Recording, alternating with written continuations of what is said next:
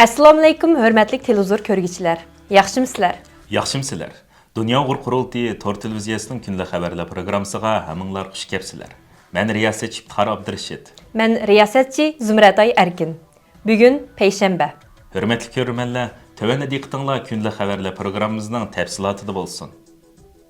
8-navbatlik Dunyo Uyg'ur qurultiyi tayyorlik komiteti nomzodlar komissiyoni bu yil 10 oyning 24-kunidan 27-kunigacha Bosniyaning poytaxti Sarayevoda chaqiriladigan 8-navbatlik qurultayning har qaysi rahbarlik organlariga nomzod bo'lganlarga qo'yiladigan konkret shartlar haqida qurultay ijroiya komiteti tarafidan tuzib chiqilgan tövandagi belgilamani e'lon qildi. Dunyo Uyg'ur qurultiyining raisligiga nomzod bo'lganlarga qo'yiladigan shartlar. 1. Dunyo Uyg'ur qurultiyi 8-navbatlik qurultay vakilligiga qo'yilgan 16 moddalik shartlarni to'liq o'rinlagan bo'lishi kerak. 2. Vatan ichi va sirtida siyosiy, ijtimoiy faoliyatlar bilan tanilib, e'tirof qilingan bo'lishi, da'vo ishlarida ko'rinarli natija yaratgan va yetarli tajriba hosil qilgan bo'lishi kerak. 3. Xalqaroda belgilik ta'sir va obro'ga ega bo'lishi kerak. 4. Dunyo Uyg'ur qurultiyi rahbarlik heyetida eng kam deganda 7 yil rahbarlik xizmatida bo'lgan bo'lishi kerak. 5. 2012 yilidan keyin Sharq Turkiston, Xitoy va Xitoy mustamlikasi ostidagi rayonlarga bormagan bo'lishi kerak. Dunyo Uyg'ur qurultiyining muavin raisligiga nomzod bo'lganlarga qo'yiladigan shartlar. 1.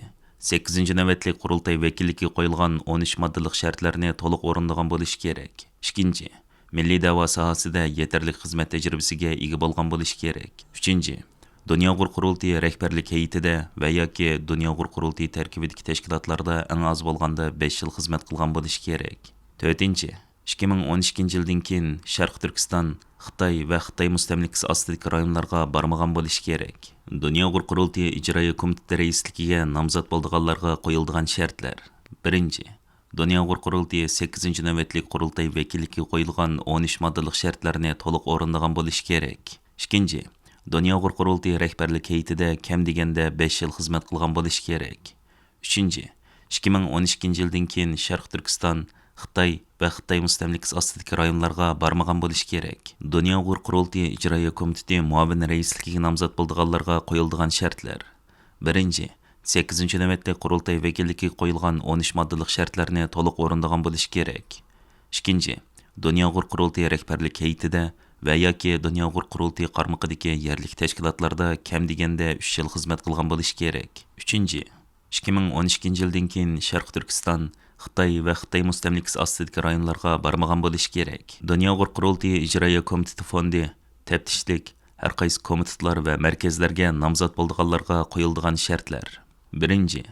8-navbatlik qurultay vakilligiga qo'yilgan 13 moddalik shartlarni to'liq o'rinlagan bo'lishi kerak. 2.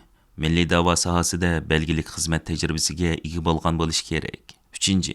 Dunyo Uyg'ur qurultiyi rahbarlik heyetida yoki Dunyo Uyg'ur qurultiyi bilan hamkorlashayotgan yerlik tashkilotlarda eng oz 3 yil xizmat qilgan bo'lishi kerak. 4.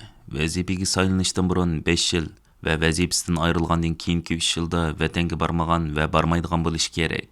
Bu munosabat bilan bugun istansimizning maxsus ziyoratini qabul qilgan 8-navbatlik Dunyo Uyg'ur qurultiyi tayyorlik komiteti nomzodlar komissiyasining mas'uli Samat Abla apandim bu haqda to'xtalib tövandagilarni bayon qildi. Assalomu alaykum aziz vatandoshlar. Xabaringlarda bo'lgandek, Dunyo Uyg'ur qurultiyining 8-navbatlik vakillar qurultiyi tayyorlik xizmatlari jiddiy ishlanmoqda. Bu qurultaydagi muhim kun tartiblardan biri 8-qurultayda Dunyo Uyg'ur qurultiyining yangi bir navbatlik rahbarlik heyetini saylab chiqishdan iborat. Bu nihoyatda muhim oshqushliq bir xizmat. Chunki Dunyo Uyg'ur qurultiyining yangi bir navbatlik rahbarlik heyetiga vatan millat sevgisi kuchli, qobiliyatli kishilar saylansa, Dunyo Uyg'ur qurultiyining bundan keyingi 3 yillik xizmatlarninki yaxshi elib berilishi uchun, unumli ishlanishi uchun ulsilmagan bo'ldi. Shunda qo'shqa bu xizmat intayin muhim. Bu haftadan boshlab Dunyo Uyg'ur qurultiyi 8-qurultay tayyorlik komitetininki shu saylamga yetakchilik qilish, ya'ni nomzodlar komissiyasi o'zining xizmatlarini boshladi.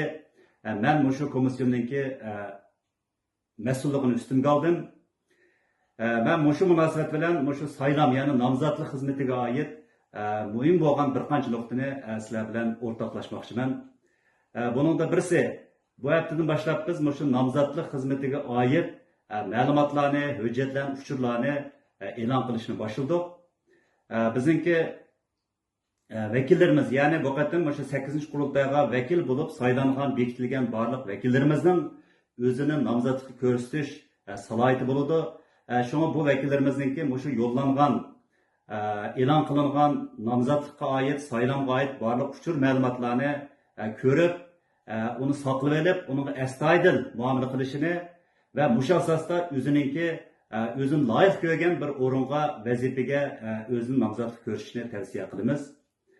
Yana birisi bu qatimqi saylamda biz yeshi 40 dan bo'lgan, ya'ni vakillarimizning ichidagi yeshi 40 dan tuvan bo'lgan yoshlarimizning, ya'ni qobiliyatli, iqtidorli yoshlarimizni va shuningdeklar bizningki vatanparvar xonim qizlarimizni vakillarimizning ichidagi shu rahbarlik o'rinlariga dodillik bilan o'zini nomzod ko'rsatishga tavsiya qilamiz. Undan boshqa ta'kidlab qo'yadigan yana bir nuqta, bu qatimqi nomzodlik ko'rsatishning muddati 8-oyning 10-kunidan 9-oyning 10-kunigacha bo'lgan oraliqda, ya'ni bir oy ichida bo'ladi. Shu kundan keyin, ya'ni 9-oyning 10-kunidan keyin ko'rsatilgan nomzodlik, ya'ni yo'llangan nomzodlik iltimosi e'tiborga inobatga elinmaydi. Shu vaqtni ching tutib, shu bir oy ichida o'zimizning nomzodligini yo'llasak bo'ladi. Undan boshqa nomzodlik iltimosi cho'qim yozmacha, o'lchamlik nomzodlikqa iltimos qilish jadvali bilan yo'llanish kerak. Bunga diqqat qilishinglarni tavsiya qilamiz. Bu jarayonda, shu nomzodlikka ko'rsatish jarayonida shunga oid tushunilmay qolgan masalalar bo'lsa, so'raydigan savollar bo'lsa, shu nomzodlar komissiyonidagi xodimlardan ya menga murojaat qilsanglar bo'ladi yoki shu saylam tayyorlik komitetiga murojaat qilsanglar bo'ladi. Biz savollarga mumkin qadar qanoatlanarli javob berishga tirishamiz. Hammalarning shu vaqt xayrli bo'lsin, omon bo'linglar. Amerika Kengash palata a'zosi Marko Rubio yaqinda Birleşken Devletler Teşkilatı'nın özünün asli qurilish maqsadiga xilop holda mustabid hokimiyatlarni va terrorlik tashkilotlarini qo'llaydigan va ularga davomli huquq beradigan bir o'ringa aylanib qolganligini ilgari surgan va buning taqobil turishni maqsad qilgan bir qonun loyihasini tanishtirgan.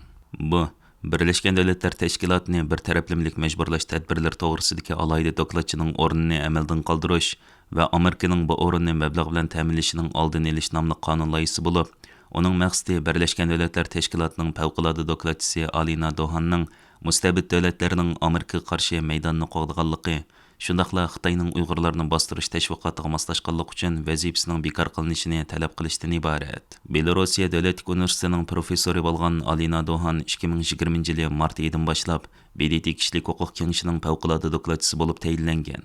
Uning BDT nomida Xitoy hukumatining Uyg'urlar haqidagi saxta tashviqot yig'inlariga ko'p qatimlab qatnashganligi, hatto 2021 yilining oxirida Xitoy hukumatining sohibxonligida chaqirilgan G'arb jahongirligining jazolarga qarshi turayli temisidagi yig'inda nuqtaliq so'z qilguvchilarning bir bo'lganligi diqqat qo'zg'agan edi.